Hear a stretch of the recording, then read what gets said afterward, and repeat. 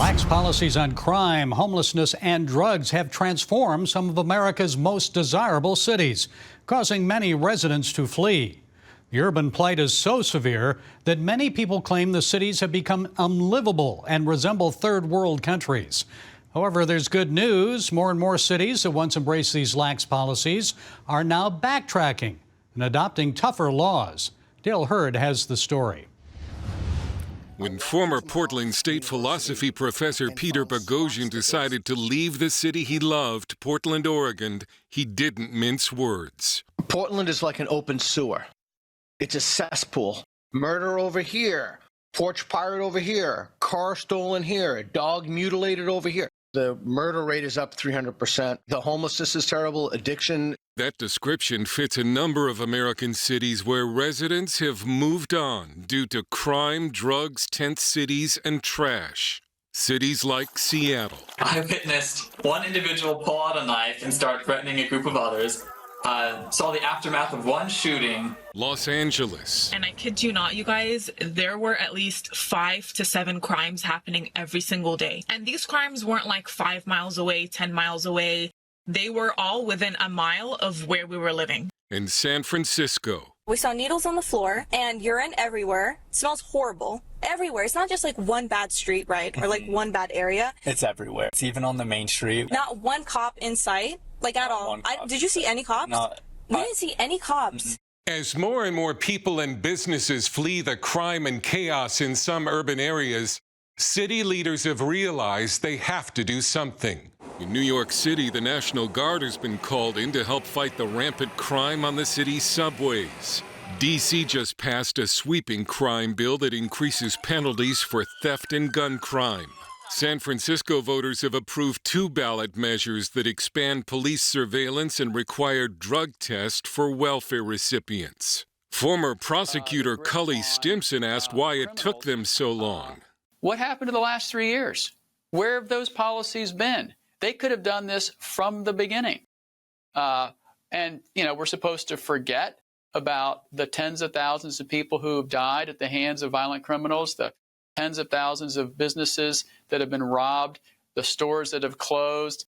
We're not going to forget because they happened because of these liberal policies. Even the state of Oregon is throwing in the towel on its disastrous drug legalization. When we visited Portland last year, drug counselor Kevin Dahlgren showed us how city and state policies were attracting the drug-addicted homeless from across the country. The homeless have told me, it's very easy to be homeless because we're completely taken care of. We are fed, we are clothed, medical services come right to our tent.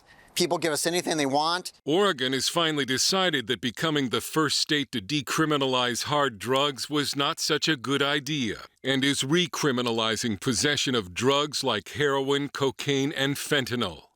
And while some leaders may have seen the light on how to save their cities, Stimson says all the policy changes in the world won't help if district attorneys don't get tough on crime.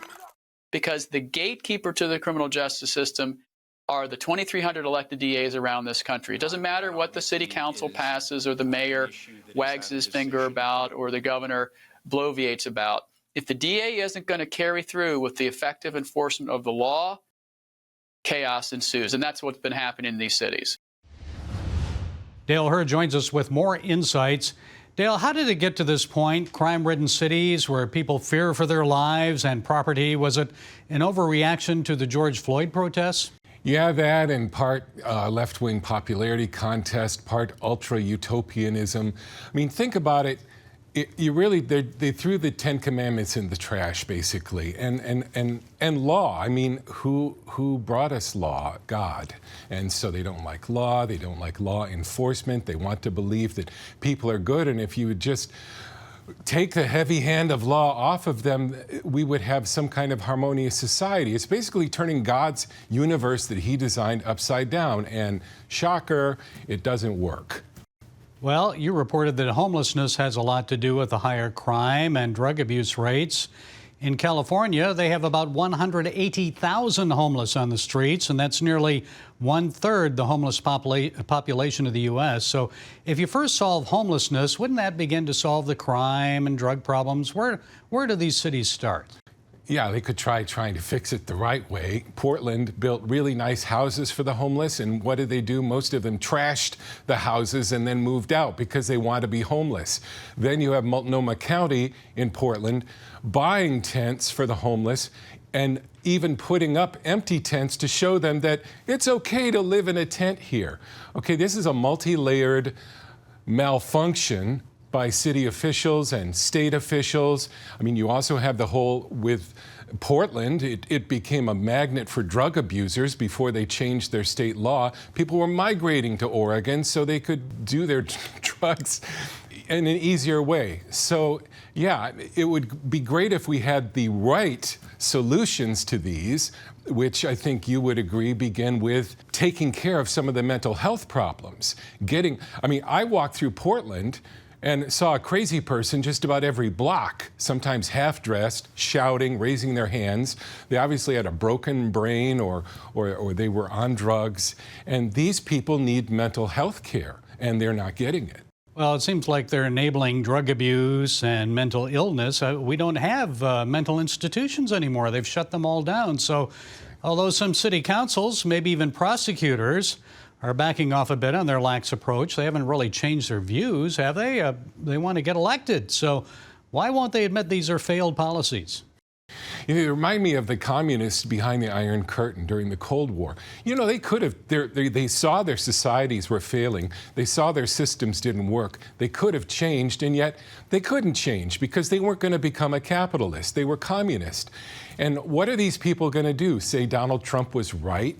I mean, that's what's in the back of their mind. They're trapped by their ideologies. And so they're kind of doing the go slow approach back toward the kind of policing that we've always done that's needed to keep people safe. Okay, Dale Hurd, another excellent, enterprising report people are unlikely to see anywhere else. Thank you for sharing those additional insights. We appreciate it. Sure.